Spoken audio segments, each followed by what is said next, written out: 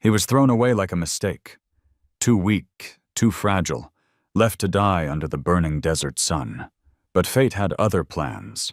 An old soldier with nothing left to live for stumbled upon the helpless foal and made a choice that would change them both. What began as a fight for survival soon turned into a miracle that no one, least of all the man who had abandoned him, ever saw coming. The Texas sun was unforgiving that afternoon, its heat pressing down on the wide pastures like a heavy hand. Dust swirled around the weathered barns of Thompson Ranch, one of the largest horse-breeding farms in the county. Inside the dim stable, a tiny foal struggled to stand. Its spindly legs trembled beneath a fragile body, ribs visible through thin skin, and its breath came in shallow bursts. The foal's coat was a pale chestnut, barely shining, and a single white star marked its forehead like an afterthought of creation. Earl Thompson, the owner of the ranch, stood with his arms folded, a cigar clamped between his teeth. He was a man carved from hard years and harder ambition, his eyes cold and calculating as they swept over the newborn. Earl had built his reputation on breeding champions, massive stallions with glossy coats and records of victories at state fairs. This foal, born weak and premature, was a blemish on his carefully crafted empire. "Look at it," Earl muttered with disdain, his voice carrying the weight of judgment. "Can't even hold itself up. What a waste." He spat the words onto the dirt floor, as if to rid himself of the disappointment. Jake Miller, the ranch hand barely in his 20s, stood beside him. Jake's calloused hands gripped the brim of his hat, his heart aching at the sight of the foal. He had spent his childhood around animals and had learned to love them in a way that Earl never understood. To Jake, this trembling little creature wasn't a failure. It was a life. "Mr. Thompson," Jake said softly. "Sometimes the weak ones just need a little more time." "We could give it a chance." Earl's eyes narrowed, sharp as barbed wire. "Time is money, boy. And I've wasted enough of both. That thing will never bring a dime. Best thing you can do is get rid of it before tomorrow's buyers show up. I won't have them seeing that mistake." The words hung heavy in the stable, each syllable slicing deeper into Jake's conscience. He looked back at the foal, who had finally managed to lift its head. Its dark eyes were wide, filled with a silent plea, as if it understood every cruel word spoken. Jake felt his chest tighten. "But sir, it's just a baby." Earl pulled the cigar from his lips, exhaling a cloud of smoke that curled like a curse in the air. "It's not a request, Jake. It's an order. Take it far from here. Leave it in the fields. Nature will do the rest." Earl turned on his heel and strode out, his boots striking the wooden floor with finality. The sound echoed until only silence and the shallow breaths of the foal remained. Jake lingered, torn between obedience and compassion. He crouched down, his shadow falling over the tiny body.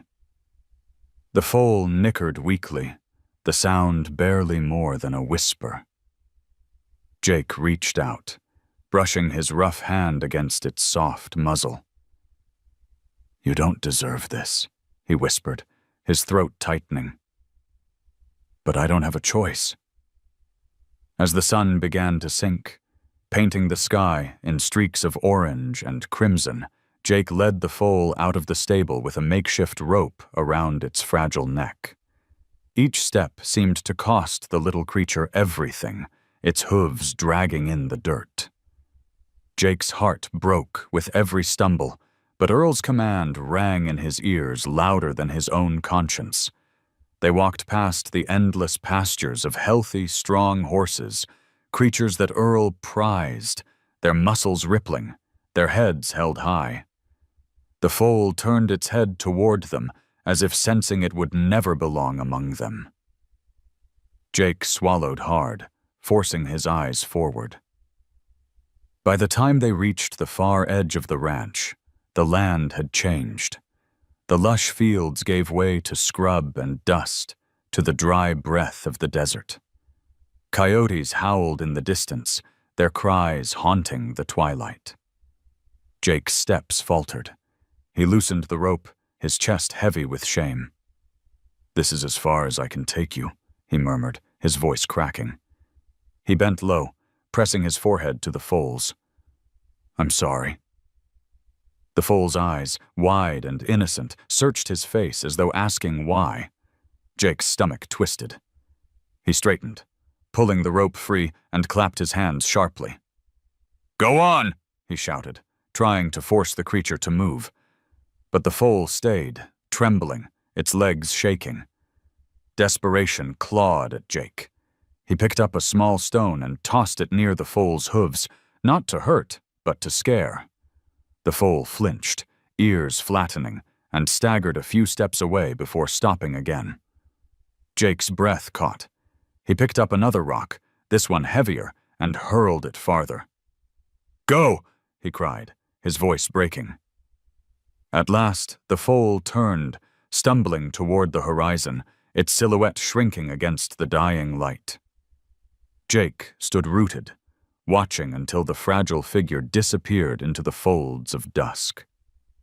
His eyes burned, and he swiped a hand across his face, ashamed of the tears. When he finally turned back toward the ranch, the sky was swallowed by night.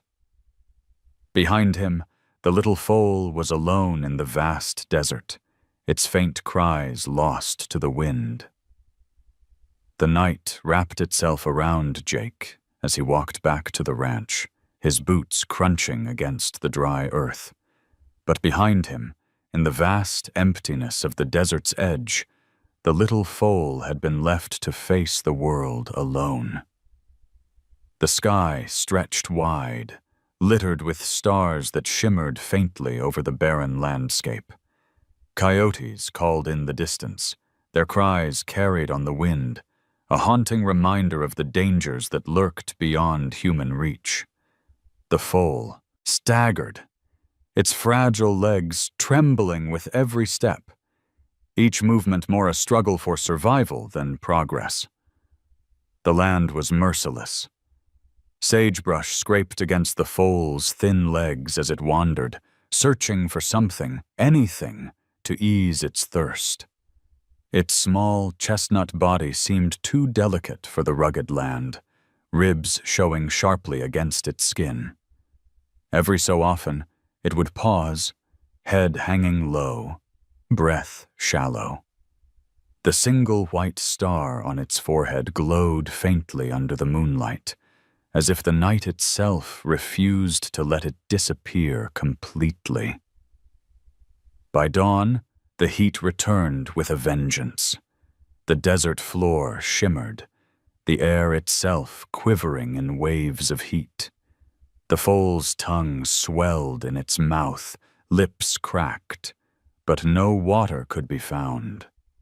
It pressed its muzzle against the ground, hoping for moisture, but tasted only dust. Its soft cries echoed faintly, weak sounds swallowed by the vastness. Birds circled high above, patient and merciless observers. Hours dragged into a blur. The foal stumbled against a rock, collapsing in the thin shadow it offered. It lay there, sides heaving, too weak to rise again. The sun burned overhead, relentless, time lost meaning. Only thirst and exhaustion remained. Every sound of the wind seemed like a whisper, urging it to surrender. Yet, beneath the frailty, there was a stubborn spark, the same spark that had helped it survive its first fragile hours. Back at Thompson Ranch, Jake worked in silence, avoiding Earl's sharp eyes. The buyers had come and gone, admiring the strong colts Earl paraded with pride. But Jake's mind drifted again and again to the fragile creature he had left behind. At night, when the barn was quiet and the other horses settled into their stalls, Jake would sit alone on a bale of hay, remembering the foal's dark eyes. They haunted him, wide with confusion and trust, even as he drove it away. Shame weighed heavier with each passing hour, but miles away, the foal remained lost in its own battle. The second night fell, cooler now, but with it came new threats. Shadows moved across the land, coyotes drawn by the scent of weakness. The foal's ears twitched, its body shivering though the air was still. One of the coyotes crept closer, eyes glinting in the moonlight. The foal tried to push itself up, legs quaking beneath it, but collapsed again with a low cry. The predator lingered, pacing, testing. Then, with a sudden shift in the wind, it hesitated and slunk away, as if some unseen hand had granted the foal a reprieve. The third day dawned, merciless and dry. The foal moved slower now, each step uncertain. It found brief shelter under a twisted mesquite tree, its shadow meager but enough to shield it from the full force of the sun. There it lay still, breaths shallow, eyes half closed. For a moment, it seemed as though the desert had claimed it, another forgotten life lost to indifference.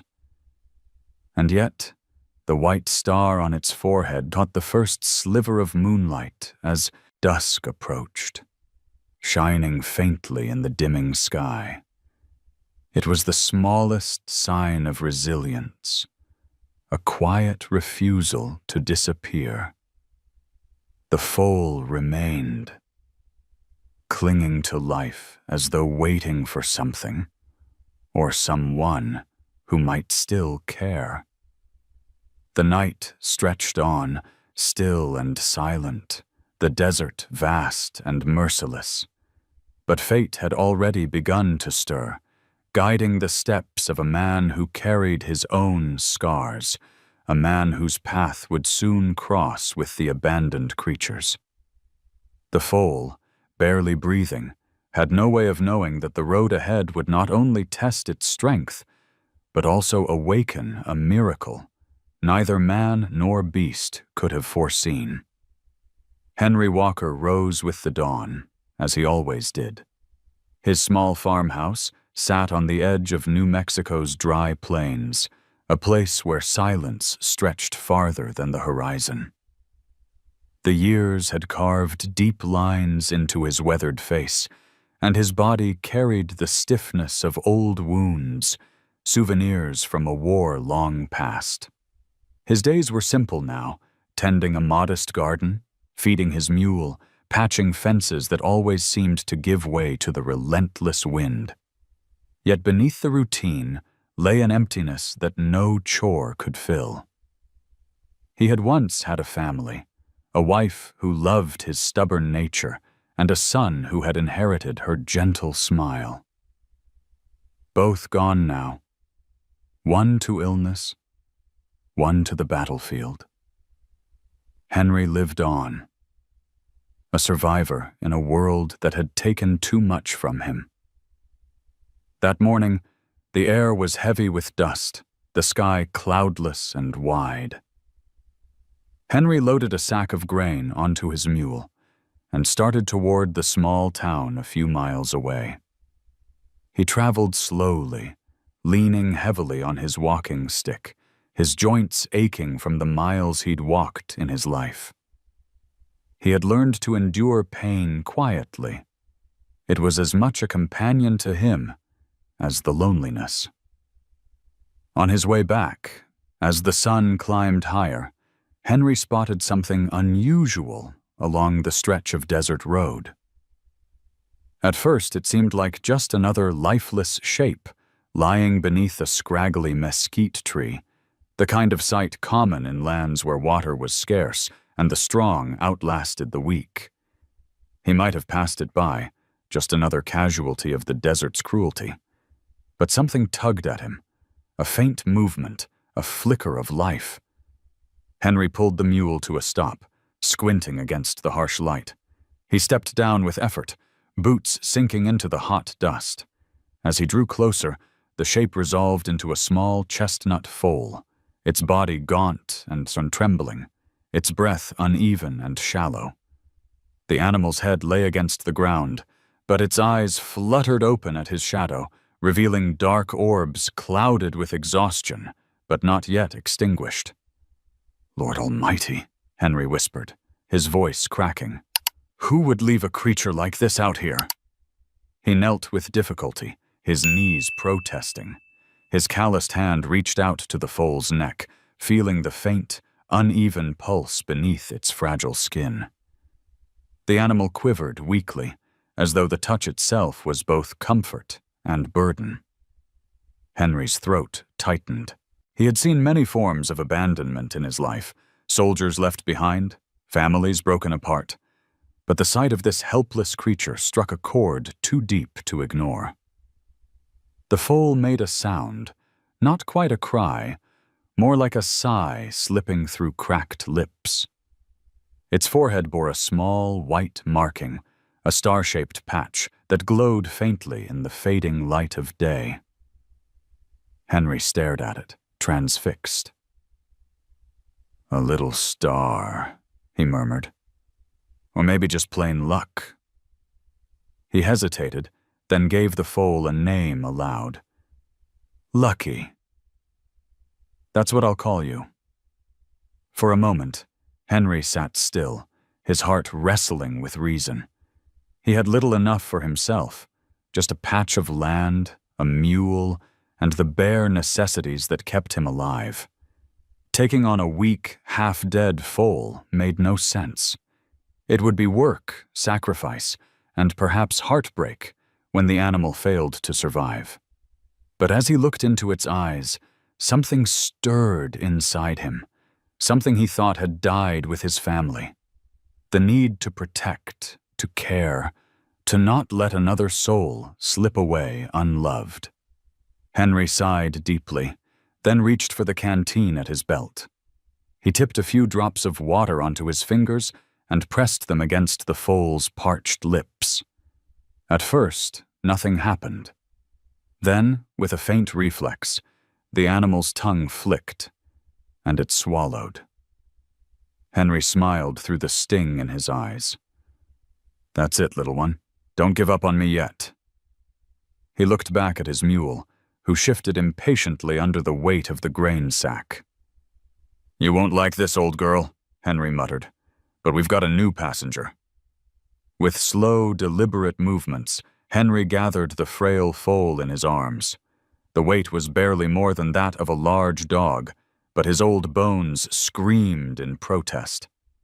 Still, he lifted, grunting with the effort, until he had settled the trembling body across the mule's back. The mule brayed in irritation, but did not resist. "Come on then," Henry said, steadying the foal with one hand while leading the mule with the other. "Let's see if we can give you another chance." The journey home was long and slow. The foal swayed weakly on the mule's back, its head lolling, eyes closing as though sleep were all that remained. Henry spoke softly to it the entire way, words tumbling out that he hadn't spoken in years. He told the foal about his small farm, about the apple tree that stubbornly bore fruit even in the harsh soil, about the stream that had dried up long ago. He confessed how the silence of his house pressed down on him at night, how sometimes he wished he'd been taken instead of his son. As he walked, Henry realized something. For the first time in years, he wasn't talking to himself. When they finally reached his farm, dusk had settled across the land. The house stood small and weather-beaten, the barn leaning slightly, as though it, too, had grown tired. Henry led the mule into the barn, lowering the foal gently onto a bed of straw. The creature barely, stirred, but its chest still rose and fell. That was enough. Henry brought a bucket of water from the well, dipping a rag into it and wiping the dust from the foal's coat. He mixed a little ground grain with milk and coaxed a few drops between its lips. The foal swallowed weakly, and Henry's heart lifted. "You're safe now, Lucky," he said softly, stroking the small white star on its forehead. "We've both been left behind, but maybe together. Maybe we can make something out of what's left." Outside, the wind rustled through the dry grass, carrying with it the faint scent of rain that never seemed to come. Inside the barn, two souls, one old and scarred, the other young and fragile, shared a fragile bond that neither had expected. For Henry, it was not just the rescue of a foal. It was the first step toward saving himself. The night was long and restless inside Henry's barn. The air was cool compared to the desert's unforgiving heat, but it carried the smell of dust and hay. Henry sat on a wooden stool beside the foal, his hands never far from the bucket of water and the rag he used to moisten its lips. The animal lay curled in the straw, body frail and still, each breath shallow, as though it might be the last. Henry's eyes, heavy from exhaustion, refused to close. He had promised himself he would not let this small creature slip away without a fight. Every so often, Lucky stirred, his ears twitching faintly at the creak of wood or the low bray of Henry's mule in the next stall. Henry leaned forward each time, whispering encouragement. "Stay with me, little one. You've come too far to give up now." The words were tender, almost desperate, as though Henry were speaking not just to the foal, but to the ghosts of his own past. At dawn, the first rays of sunlight pierced through the gaps in the barn wall, falling across Lucky's face. Henry had just dozed off in the chair when he heard a faint sound. A soft, uncertain whinny. His eyes flew open. Lucky's head had lifted slightly from the straw, eyes half-lidded but alive. Henry's heart leapt. He scrambled to dip his fingers in the pail of milk mixed with crushed grain, holding them carefully to the foal's lips. This time, Lucky licked weakly at the offering. It was barely more than a gesture, but it was enough to draw tears to Henry's tired eyes. "That's it, Lucky," Henry whispered, his voice trembling. "That's the spirit." The day stretched into slow hours of care. Henry cleaned the foal's coat again and again, wiping away dirt and dried sweat until the chestnut color shone faintly beneath the grime. He shifted the straw to make a softer bed, carried extra buckets of water from the well, and mixed more feed than he could spare from his own supplies. The effort left his back aching and his arms heavy. But every time Lucky swallowed, every time the foal's eyelids fluttered open, Henry felt a surge of strength he hadn't known he still possessed. By the second evening, Lucky attempted something more. He pushed his front legs against the straw, wobbling, his body trembling under the effort. He collapsed almost instantly, but Henry was there, steadying him. "Don't rush it," Henry said gently, running a hand over the foal's star-marked forehead. "We'll take it one step at a time." That night, as he lit the lantern and settled again to keep watch, Henry realized how profoundly the barn had changed. Where once it had been silent and empty, filled only with the slow rhythms of his mule and the rustle of hay, now there was a heartbeat of hope. The foal's fragile struggle had awakened something in him, a need to nurture, to fight for more than his own survival. On the third morning, Henry woke to a sound he hadn't expected. the faint shuffle of hooves on straw.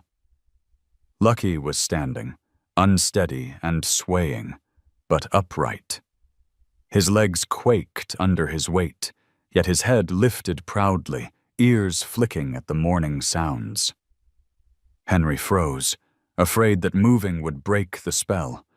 Then, slowly, his lips curved into a smile. He rose and placed a hand on Lucky's neck, feeling the trembling muscles. "You're full of miracles, aren't you?" Henry said softly. His chest ached with something he hadn't felt in years. Pure joy. Throughout the day, Henry helped the foal take a few tentative steps inside the barn. Each time Lucky faltered, Henry steadied him, speaking words of encouragement. He found himself talking constantly, filling the silence with stories of his past, memories of his son, confessions he had never shared with another living soul. Lucky listened with those wide, dark eyes, blinking slowly, as though absorbing every word. That evening, Mary Collins appeared at the barn door. She was carrying a basket of bread, her face stern but curious. "Henry Walker," she called, her voice sharp as ever. "I hear you've gone and taken in some half-dead animal." Henry straightened, wiping sweat from his brow. "You heard right," he said, stepping aside so she could see. Mary peered into the stall and blinked. Lucky was resting again, but his chest rose steadily, his coat cleaner now, the white star on his forehead catching the lantern's glow. "Well, I'll be," she murmured. For a moment, the usual hardness in her eyes softened. "Looks like you've got yourself a fighter."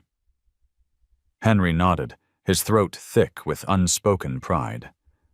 "We both do," he replied.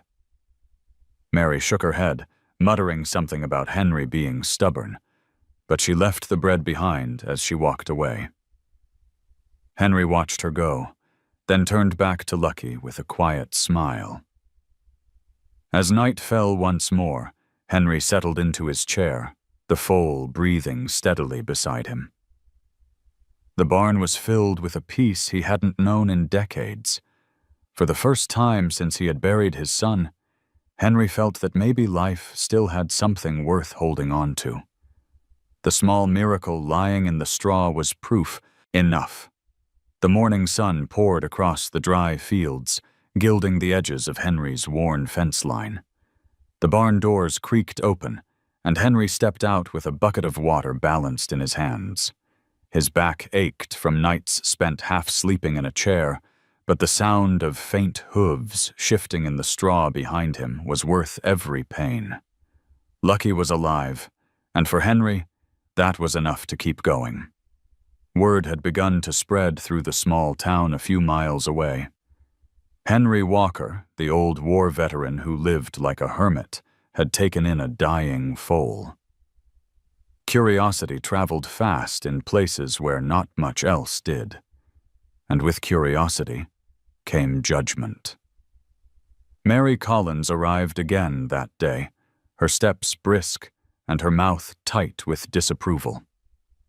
She stood in the doorway of the barn, her hands on her hips, staring at Lucky, who had just managed to push himself upright for a few shaky seconds before collapsing into the straw again. "Henry Walker," she said flatly, "you're out of your mind. That thing should have been left where you found it. You can't save every broken thing the world tosses your way." Henry didn't look up. He was kneeling by the foal, stroking the soft patch of white on its forehead. "I'm not trying to save every broken thing," he replied calmly. "Just this one." Mary sighed, the sound sharp with impatience. "You can barely afford to keep yourself fed, let alone nurse some half-dead colt." "What happens when it dies, Henry? You'll be left with nothing but more heartache." Henry stood slowly, his joints stiff, his gaze steady. "If it dies, at least it won't have died alone. That's more than most souls get in this world." The words silenced her for a moment. Mary crossed her arms, glancing at Lucky, who blinked up at her with dark, liquid eyes. Something flickered across her expression, an unwilling softness, but she quickly turned it back into a scowl. "You're wasting your strength," she muttered. But when she left, Henry noticed she'd left a small sack of oats leaning against the barn wall. The days passed in a rhythm of exhaustion and fragile progress. Lucky ate a little more each morning, his legs finding strength enough to stand for longer stretches. At times, Henry would coax him into taking a few wobbly steps across the barn floor, his hand steady at the colt's side. Mary, despite her constant protests, came by more often. Each time she brought something new, a jar of salve, a bundle of carrots, even an old blanket. She always delivered them with a grumble. "Don't get the wrong idea. Just figured you might need it," she'd say. But Henry saw through the facade. Her eyes betrayed her heart. One evening, as the sun bled crimson across the horizon, Henry and Mary stood side by side watching Lucky attempt a small circle around the barn. His legs trembled, but he pressed on, guided by Henry's soft encouragement. At one point he stumbled hard, almost falling, but caught himself and pushed forward. Mary exhaled slowly, her arms still folded. "That's one stubborn little horse." Henry smiled faintly. "Stubbornness runs in good company." Mary shot him a look, but said nothing more. As the weeks edged forward, Lucky's chestnut coat began to gleam faintly under Henry's constant care. The hollow look in his eyes faded, replaced by a quiet resilience. Henry talked to him endlessly, about the days when he had marched across foreign soil, about the nights he'd spent awake, listening to the silence of his empty house. Lucky listened in stillness, ears flicking as though he understood. But not everyone in town looked kindly on Henry's devotion. At the general store, whispers followed him. "Fool's wasting his last years on a horse that should have been put down," one man muttered. Another chuckled. "Guess war broke his head. Now he's playing nursemaid to a lost cause." Henry heard them all, but he didn't respond. He returned to his mule, loaded with supplies he could barely afford, and walked back toward the small miracle waiting in his barn. Their judgment meant nothing compared to the sound of hooves shifting, the soft nicker that greeted him when he pushed open the barn door. Mary was there that evening, waiting with her arms crossed. "You heard what they're saying," she said without preamble. "I heard," Henry replied simply, kneeling to refill Lucky's bucket. "They think you've gone mad." Henry chuckled softly, though his eyes stayed fixed on the foal. "Let them. Maybe I have. But if madness means not turning my back on him, I'll live with it." Mary shook her head, but this time there was no scorn in her voice. "You're going to break your back for this animal, Henry. And yet, I can't say I want you to stop." The barn grew quiet, the only sound the soft breathing of the colt.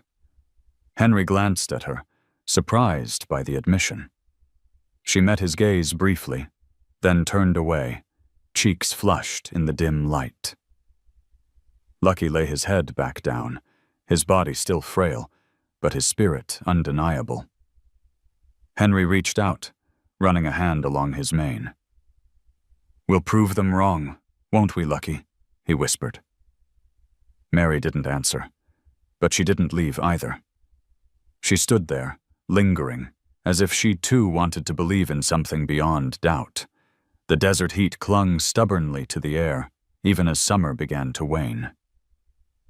Henry's farm sat beneath the wide New Mexico sky, a place where the horizon seemed endless, and the silence was broken only by the sigh of the wind. For weeks now, the barn had become the heart of Henry's life, pulsing with the fragile rhythm of a chestnut foal learning to live again. Each morning, Henry rose before the sun, his bones stiff, but his spirit unwilling to slow.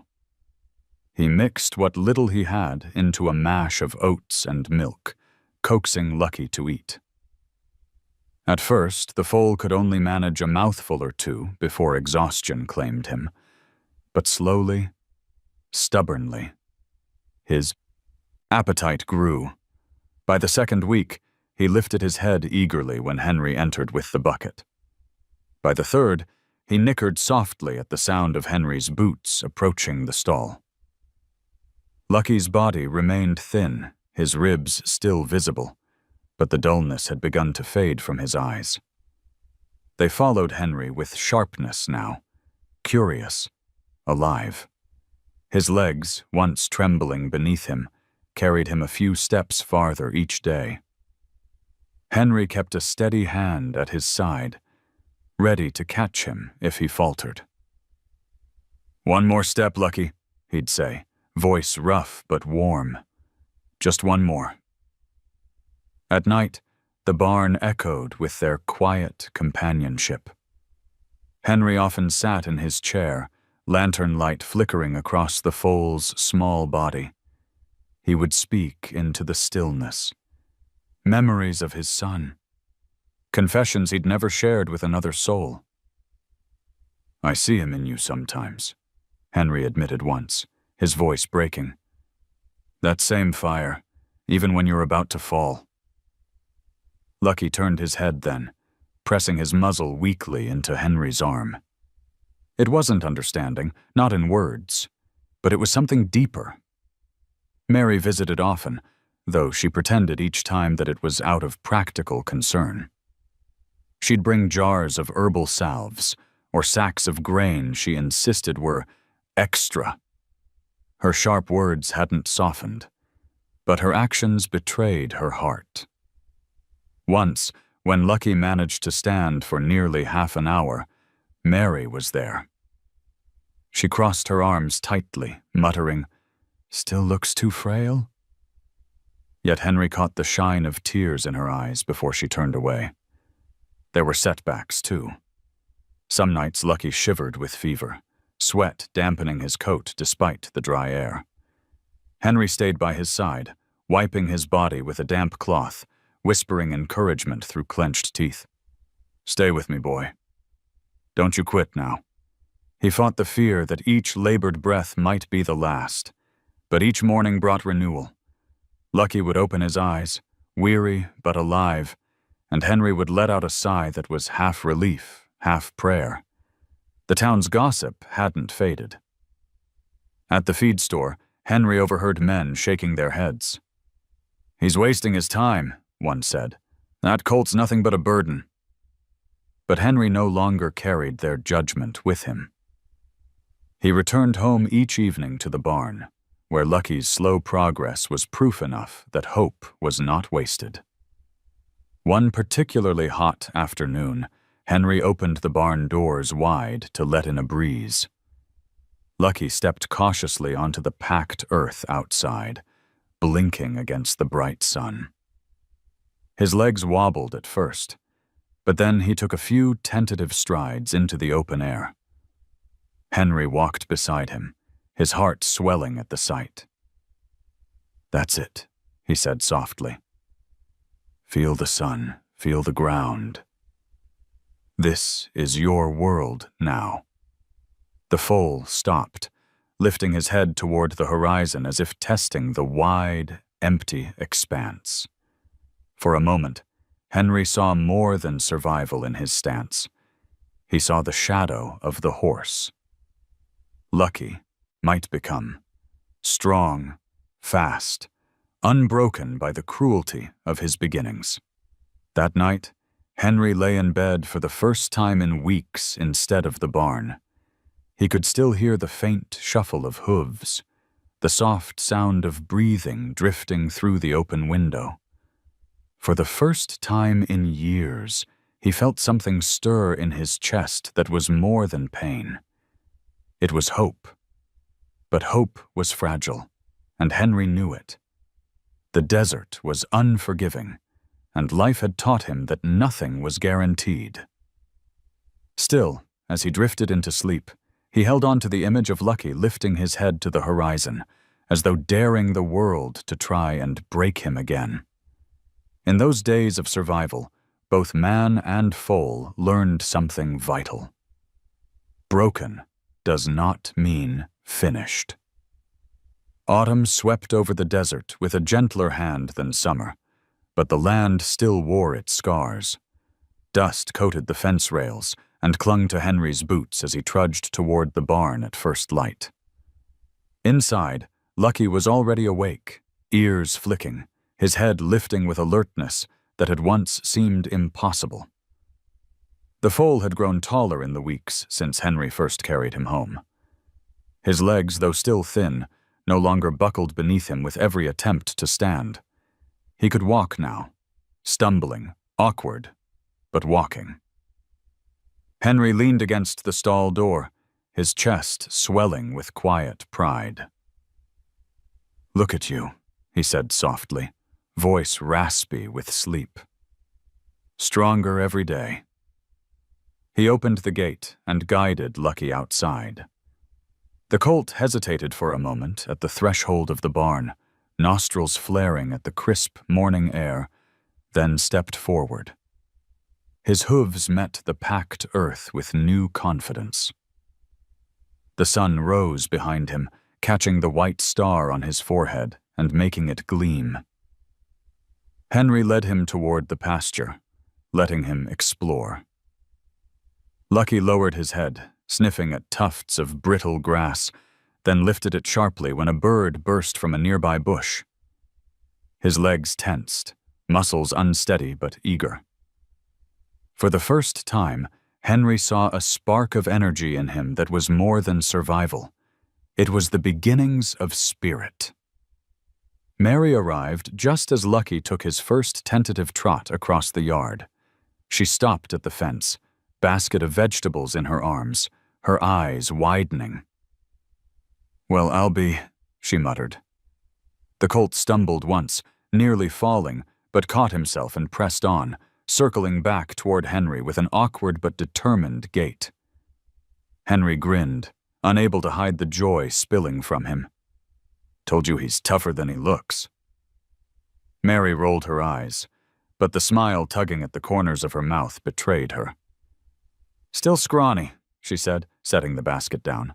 "But I'll admit, he's got more fight in him than I gave him credit for." Henry chuckled, patting Lucky's neck as the colt pressed close to him. "Fight's what keeps us alive out here." That evening, Henry tried something new. He tied a loose rope around Lucky's chest, gently guiding him around the yard in slow circles, and first the colt resisted, pulling back, ears twitching nervously. But Henry's steady hand and calm voice eased him forward. Each step built on the last until Lucky was following him with surprising obedience.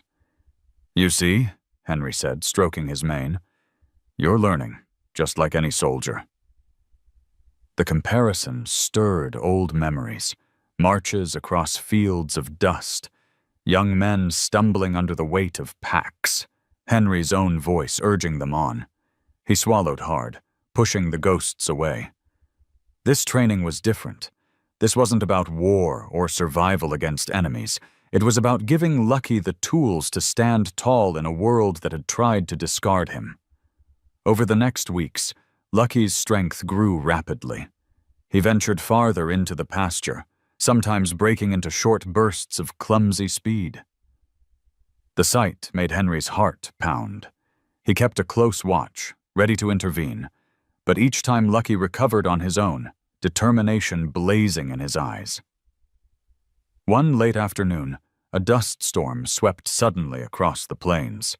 The sky darkened, the wind howled, rattling the barn doors. Henry rushed outside, calling for Lucky, who had been grazing near the fence.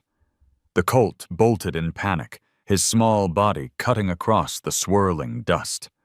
For a moment, Henry feared the storm would overwhelm him. But then, through the haze, he saw Lucky running, not stumbling, not faltering, but running with a desperate, wild grace. By the time Henry reached him, panting and half-blinded by grit, Lucky was standing firm at the fence line, chest heaving but unbroken. Henry laid a hand on his neck, relief flooding him. "You've got fire in you, boy," he whispered.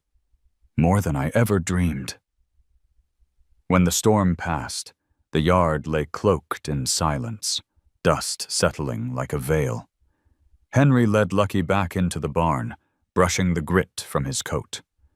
The colt leaned into the touch, calm now, as though the storm had awoken something deep within him. That night, as lantern light flickered across the barn walls, Henry sat watching Lucky doze in the straw. The foal was no longer just a fragile survivor clinging to life. He was rising, piece by piece, from the dust of his past. And Henry, for the first time in years, felt as though he was rising too. The first frost of the season touched the grass one morning, silvering the edges of the pasture. Henry pulled his jacket tighter against the chill, his breath clouding in the crisp air. Lucky stood at the fence, head lifted, his chestnut coat beginning to shine with health. He was still lean, his legs too long for his growing body, but there was power in his stance now. Henry opened the gate, and the colt stepped into the open field, ears twitching, nostrils flaring at the scent of the cold wind. For weeks, Henry had guided Lucky through careful steps, slow circles, and short trots. But on that morning, something shifted. A sudden gust swept across the plains, carrying with it the smell of rain and distant mountains. Lucky froze, his muscles tense. Then, as if answering some hidden call, he bolted forward. Henry shouted, startled, but then stood still, watching. The colt raced across the pasture, clumsy no longer. His hooves struck the ground in rhythm, his mane whipped back, his body stretched as though he were flying. For the first time, Lucky wasn't simply surviving or learning. He was running for the sheer joy of it.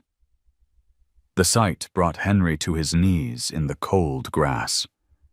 He had seen horses run before, strong stallions bred for speed and power, but this was different.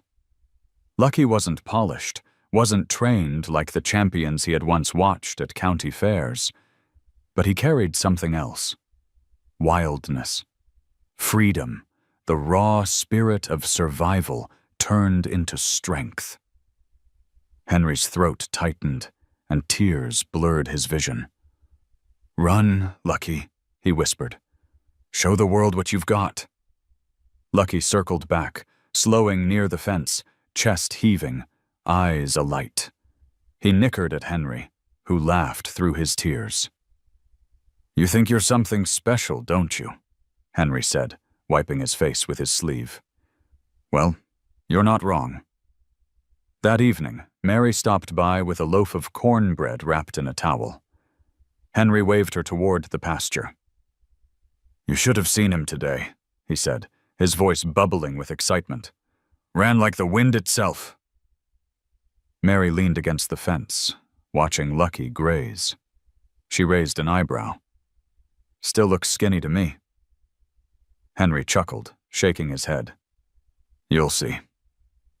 He's different." Mary studied him for a moment, her expression softening. "You're different too, Henry." "Haven't seen you smile like that in years." Her words lingered with him long after she left. He sat on the porch that night, staring at the stars, remembering how long it had been since hope had lit his heart. Lucky wasn't just a horse to him now. He was a reminder that even after ruin, something new could rise. In the weeks that followed, Henry began letting Lucky run farther, opening the gates to the outer fields. Each time, the colt exploded into motion. Faster, smoother, more sure of himself. Henry marked the time with an old pocket watch, his heart swelling as the numbers improved. He knew nothing of official training, but his instincts told him the truth. Lucky was fast. One afternoon, a pickup truck slowed on the dirt road bordering Henry's land. A man leaned out the window, squinting at the sight of the colt sprinting across the field. "That your horse?" he called. Henry shaded his eyes. "That's him." The man whistled low. "Runs like he's got fire in him." Henry just smiled, pride swelling in his chest. That night, as Lucky rested in the barn, Henry lingered by the stall, stroking his mane. "You've come a long way, boy," he murmured. "From the edge of death to this. Whatever the future holds, we'll face it together." The wind rattled the barn roof, carrying with it the scent of opens, plains, and distant storms.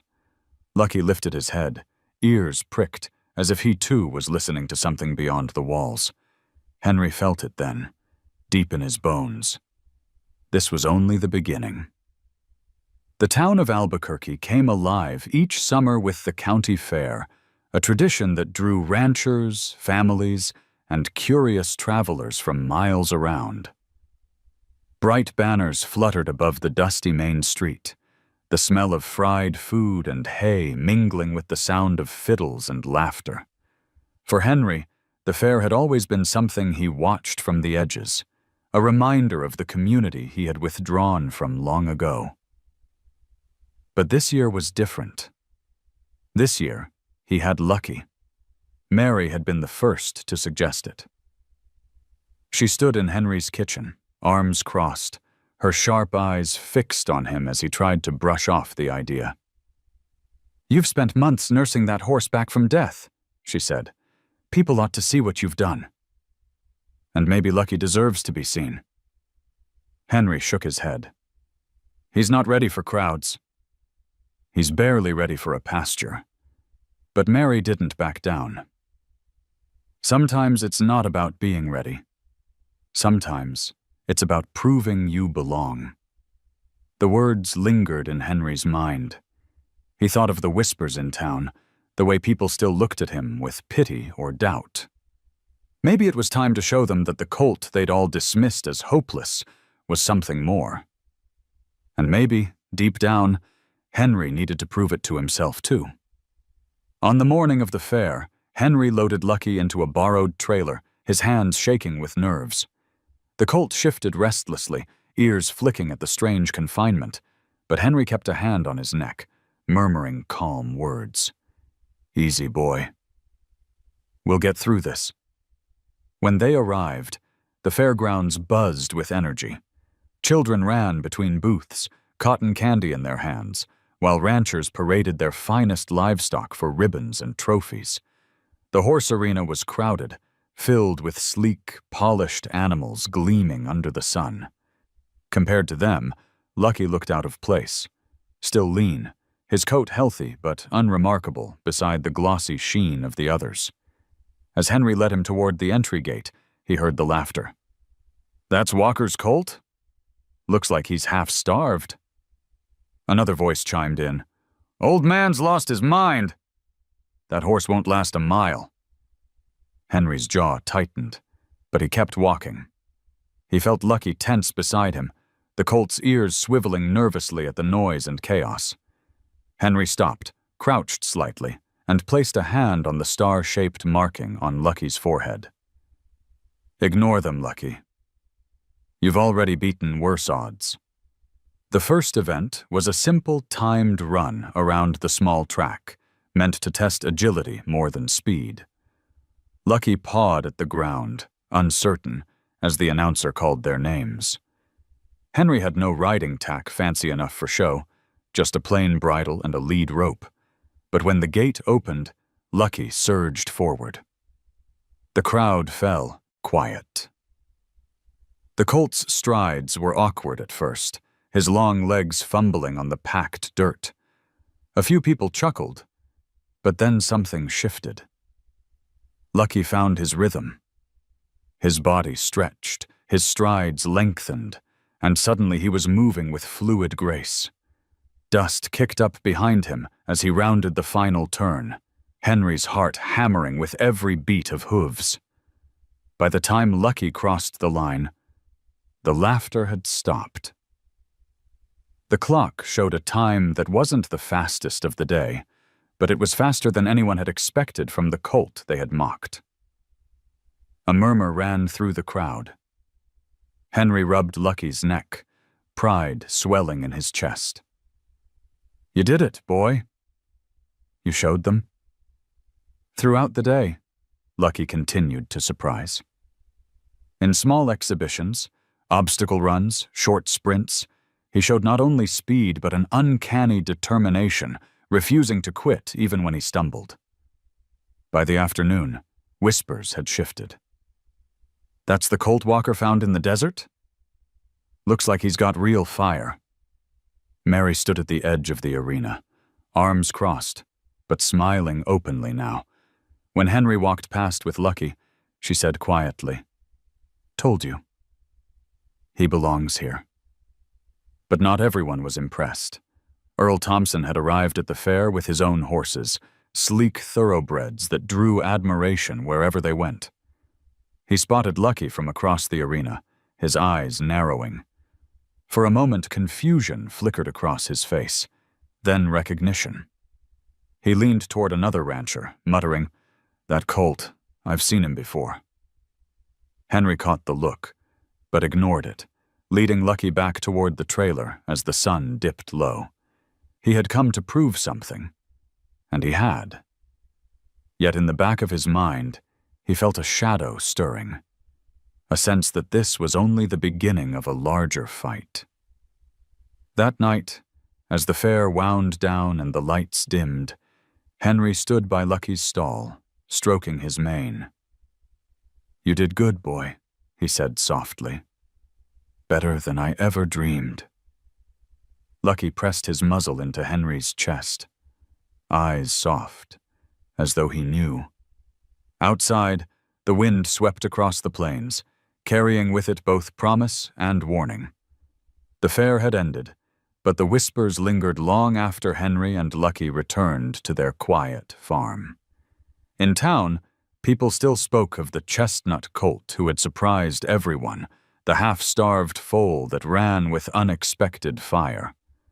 For Henry, the pride of that day carried him through his chores, a quiet smile playing at the corners of his mouth whenever Lucky trotted confidently at his side. But shadows were stirring, and one of them belonged to Earl Thompson. Earl could not forget the sight of that white star on Lucky's forehead. It was too familiar. Years of breeding had taught him to recognize the smallest traits in his horses, and this colt bore the mark of one of his own mares, a valuable bloodline he had thought lost. He had dismissed the foal once, cast it aside as weak and worthless. But seeing it alive, stronger than ever, gnawed at him. It wasn't pride that burned in Earl's chest. It was greed, and the fear that someone else had turned his mistake into a treasure.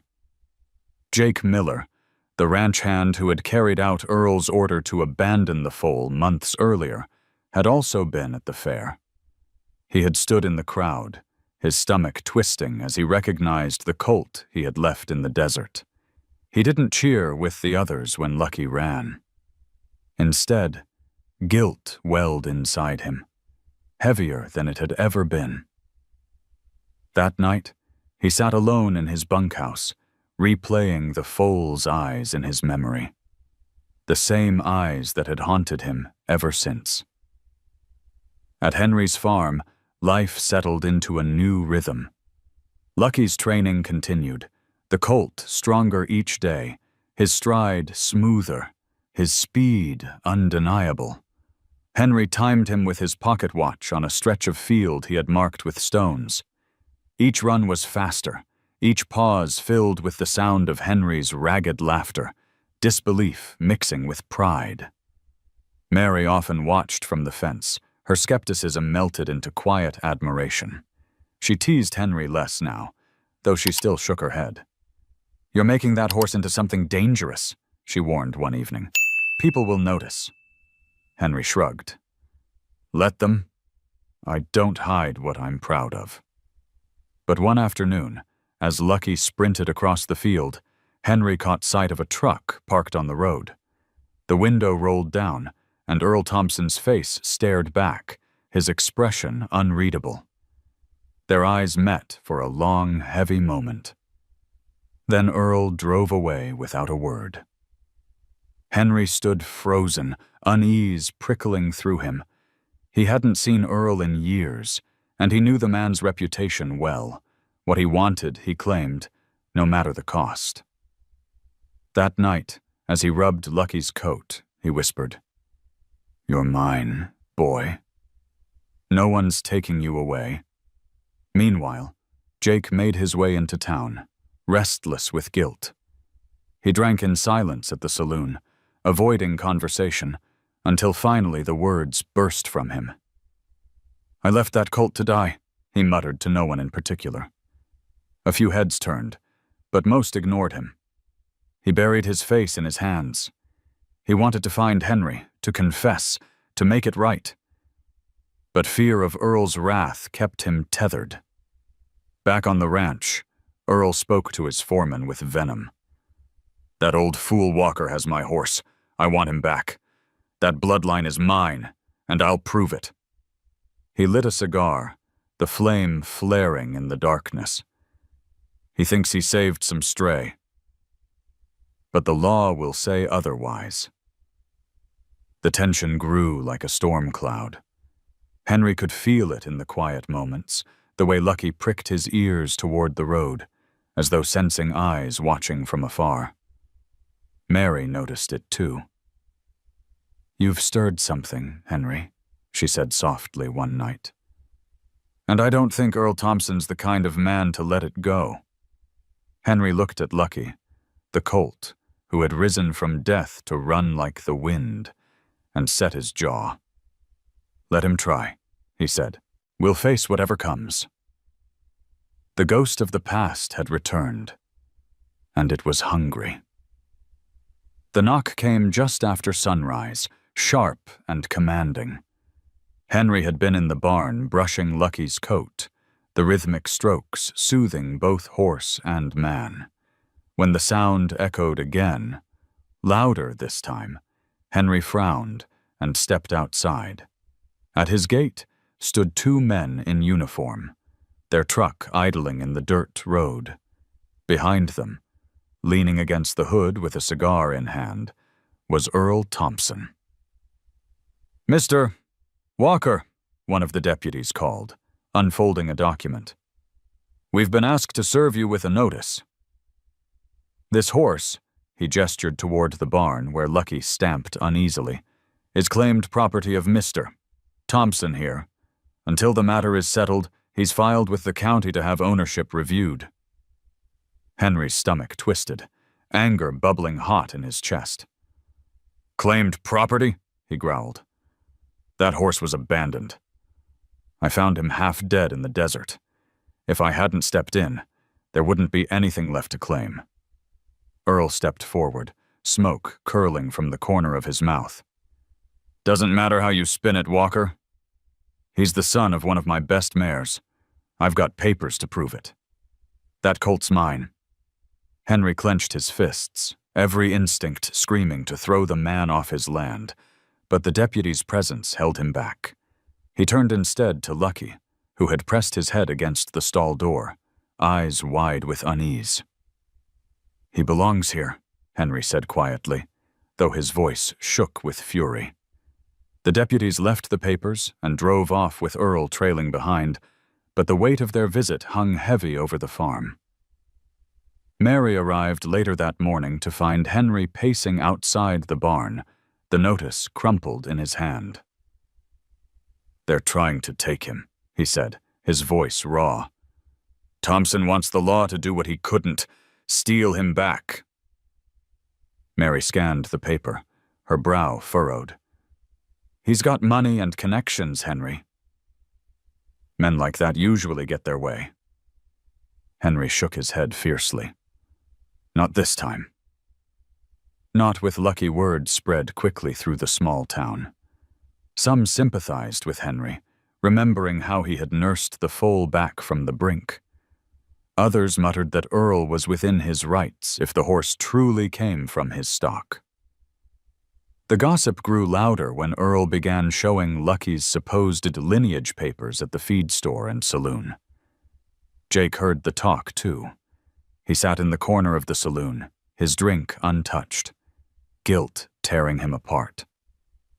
He knew the truth. Earl had ordered him to abandon the colt, to leave him for dead. And he had obeyed. Now, watching the man claim ownership again, Jake felt his shame harden into something sharper. He couldn't stay silent forever. Back at the farm, Henry doubled his efforts to protect Lucky. He reinforced the barn doors, kept the gates locked, and spent restless nights with a shotgun propped beside the stall. Lucky sensed the tension, his movements jittery, but he grew calmer whenever Henry touched his neck and whispered reassurance. "You're mine, boy." They can't take that from us. One evening, as the sun bled into the horizon, Mary found Henry sitting on the porch, the notice lying on the table beside him. "You need help," she said simply. "Get someone who knows the law." "You can't fight this alone." Henry rubbed his temples, weary but resolute.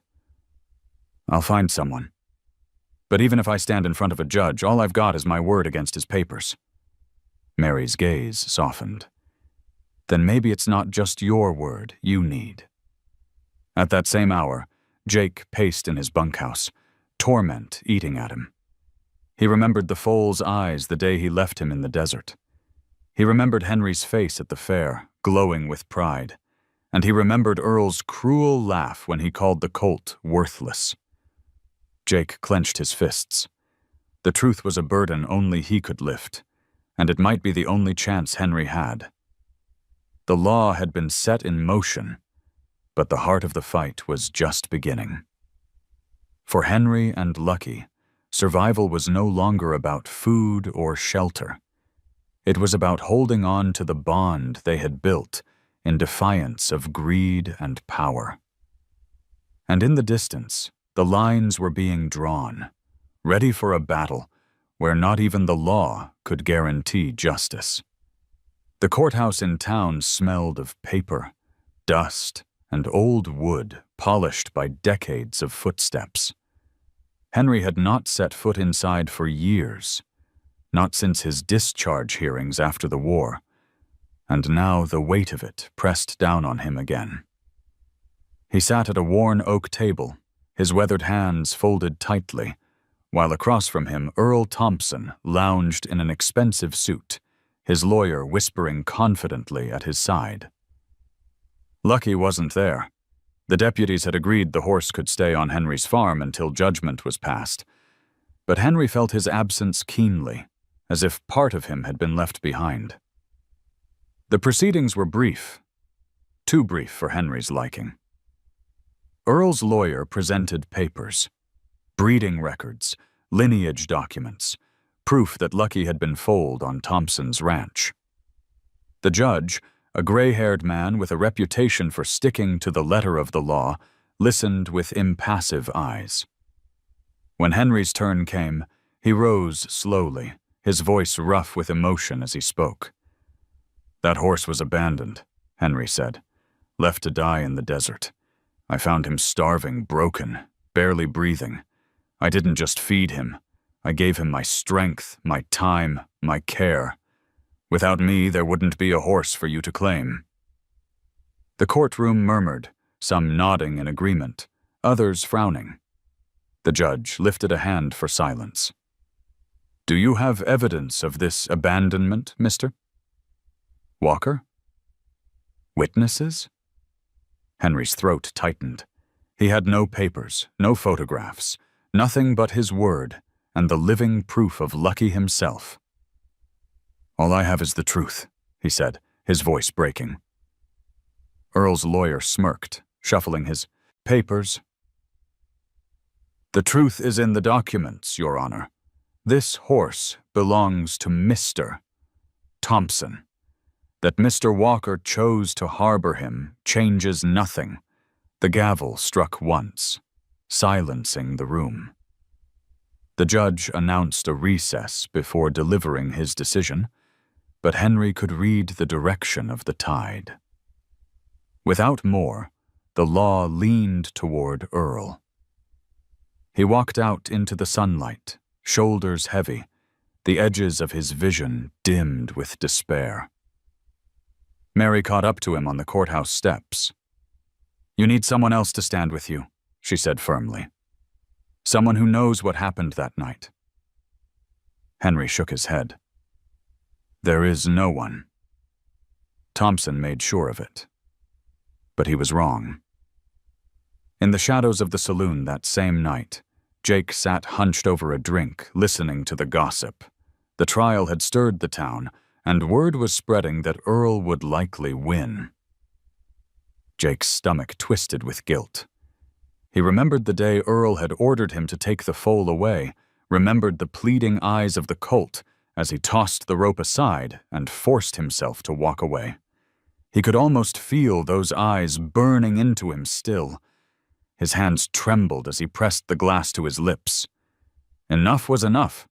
He couldn't let the man who had called that colt worthless now steal it back after someone else had saved it. Jake rose abruptly, startling the bartender, and left without a word.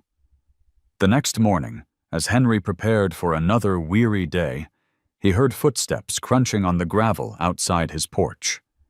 He opened the door to find Jake standing there, hat in hand, eyes full of torment.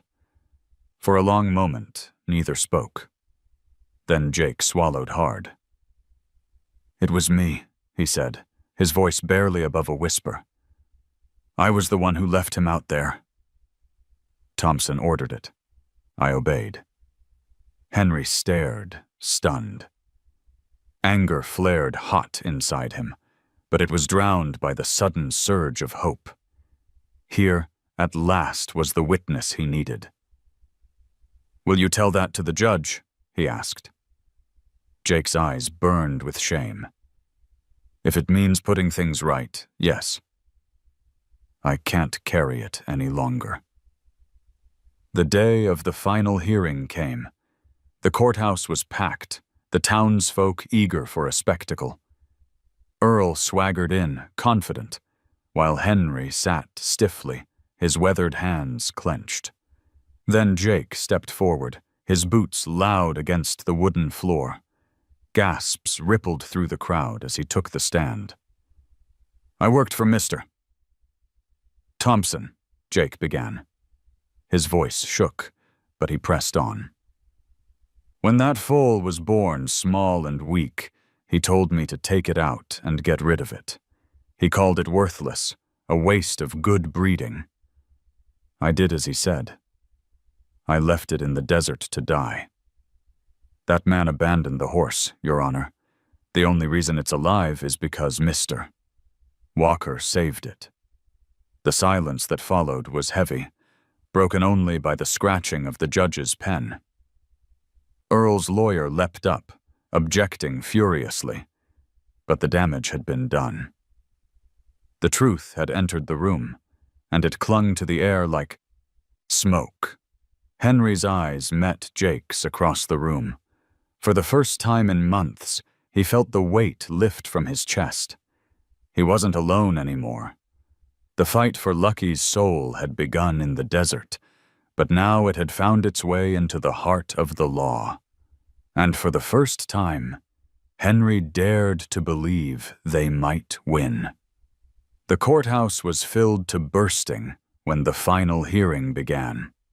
Farmers in worn hats, ranch wives with children on their laps, townsfolk hungry for drama, all crowded the benches, their whispers rising and falling like restless waves. Henry sat at his table, shoulders straight despite the weight pressing down on him. Across the room, Earl Thompson leaned back in his chair, smug, his lawyer flipping through papers with an air of confidence. The smell of tobacco and dust mingled in the tense air. The judge entered, his gavel striking once, the sound echoing like a gunshot. "We are here to conclude the matter of ownership of the colt in question," he began. His eyes swept the room, lingering on Earl and Henry in turn.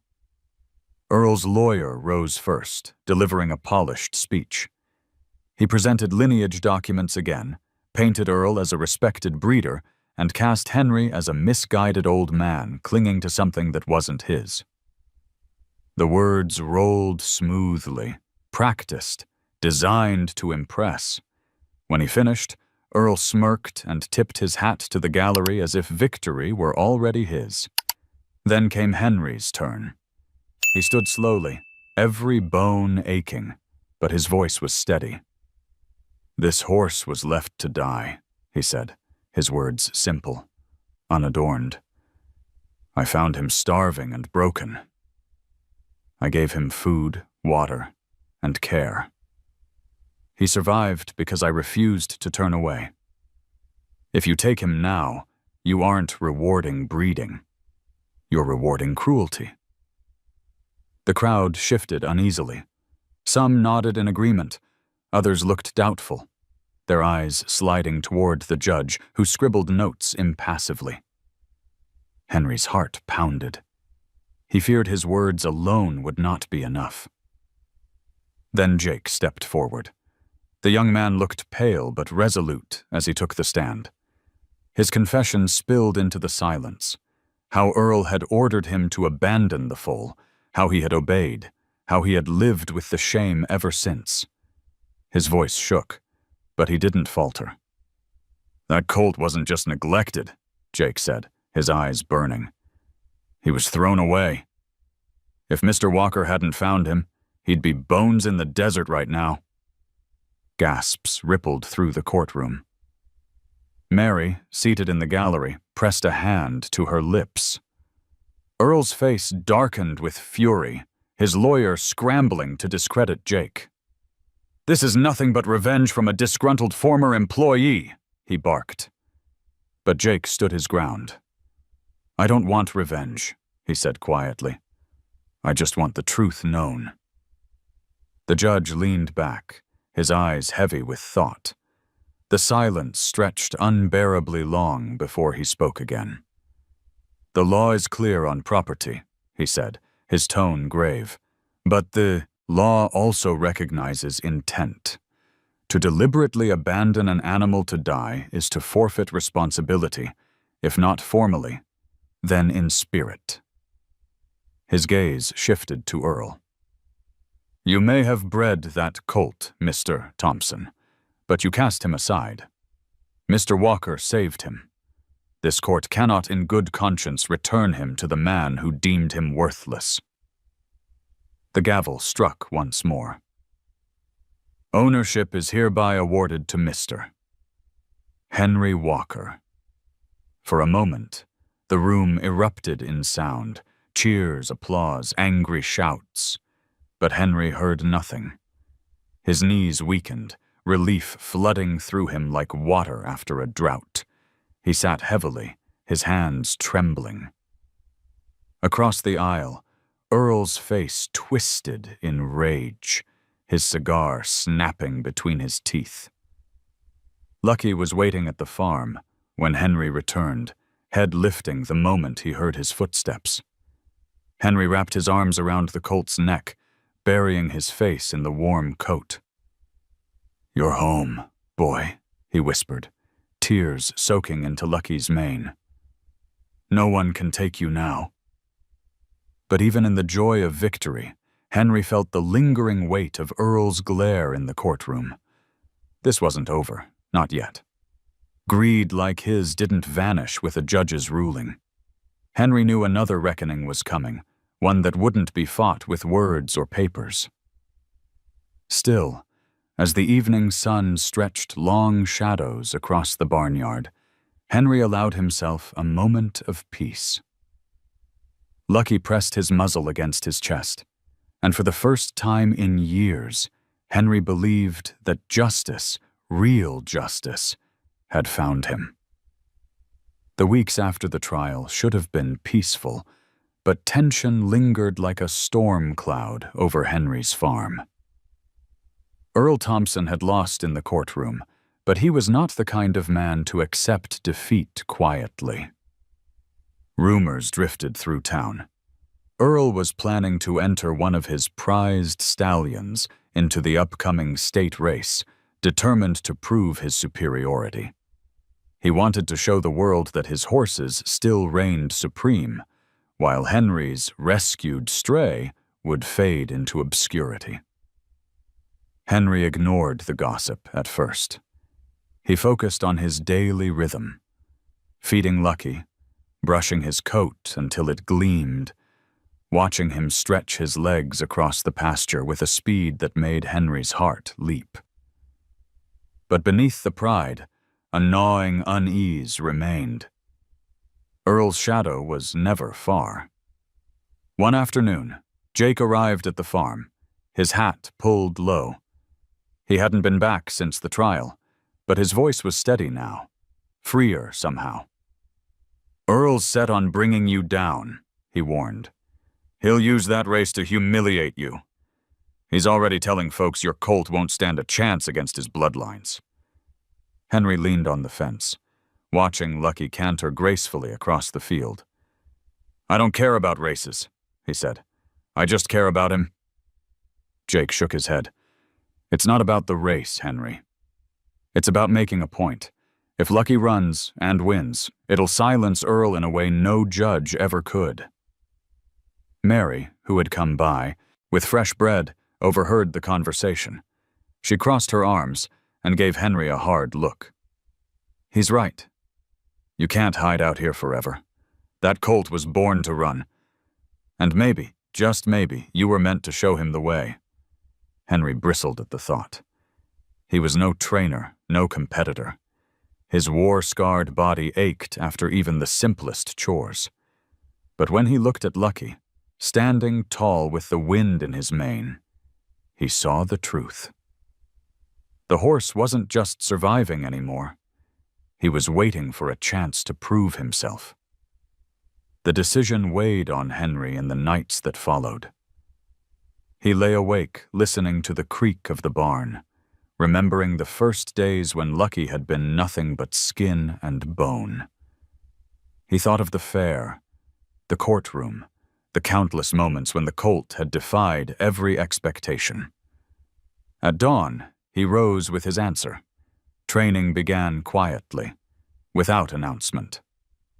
Henry marked a track in the pasture with old fence posts and stones. He timed Lucky's runs with his pocket watch, noting the seconds, pushing gently for more each day.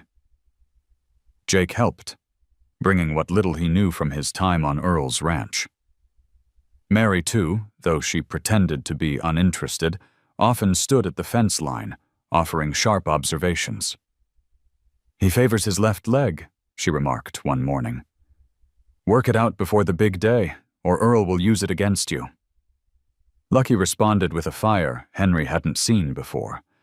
The colt ran not out of fear or command, but with joy, as though each stride was a declaration.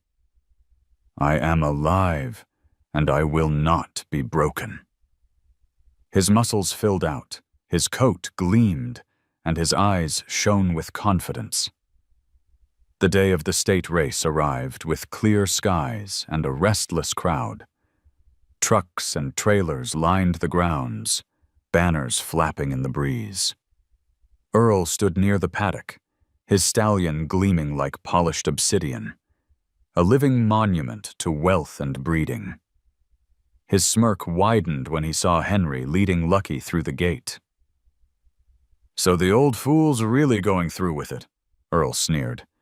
"This will be entertaining." Henry ignored him, focusing on Lucky. The colt trembled, not with fear, but anticipation. Henry leaned close, whispering into his ear. You don't have to win, boy. You just have to run your heart out. That'll be enough." The crowd hushed as the announcer called the riders to the line. 6 horses pawed the ground, muscles coiled like springs. Lucky stood among them, smaller, leaner, the outsider. The pistol fired, and they surged forward. For the first stretch, Lucky held back, his stride steady but unhurried. Earl's stallion leapt to the front, the crowd roaring. Henry's chest tightened, but he didn't shout. He trusted. He waited. Then, as they rounded the final bend, Lucky found another gear. His body stretched, his stride lengthened, and suddenly he was flying. The crowd gasped as he devoured the ground, pulling even, then ahead.